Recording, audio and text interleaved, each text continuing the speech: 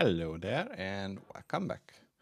In this video, I would like to show you how you can use trait composition in Rust. So basically the idea is to, let's say, generalize or create a generic trait to allow composition of different structs. No, I'm not even sure if that means so. I mean, I'm sure, but it's kind of hard to express it. Let me show you. Trait composition.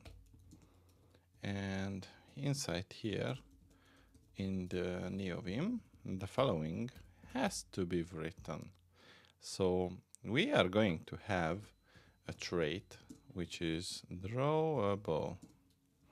And this trait is going to contain a draw function, which is going to take a self as argument. And with this, we say that any struct which implements this trait should have its own draw function. And we also have a printable, which is going to expect the print function to be implemented. These keyboard combinations. I'm still getting used to the new keyboard. And now we are going to use the derive directive, and we are going to say that the complex struct is supposed to have a real f64 and an imaginary f64 component. And we are going to implement the drawable for t, where t is going to be a printable, plus we have the format debug. And then we are going to define the draw, and this draw is going to use the print line, drawing, and this is why we need the derived debug of self. Good. And we want to implement the printable for complex, and function print is going to take self as argument, and we are going to use print line, printing,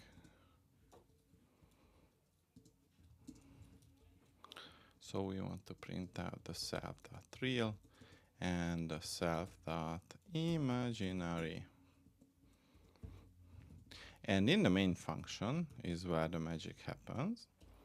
We are going to say that we will have a complex number from the complex struct with the image with the real part set to 10.0 and the imaginary part set to 20.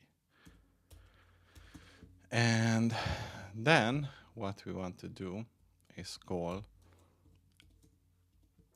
the complex.draw. And if I go back and the trait composition is run, imaginary 20.0.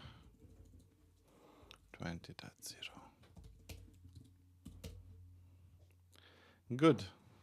To get rid of this message, we are going to need to have the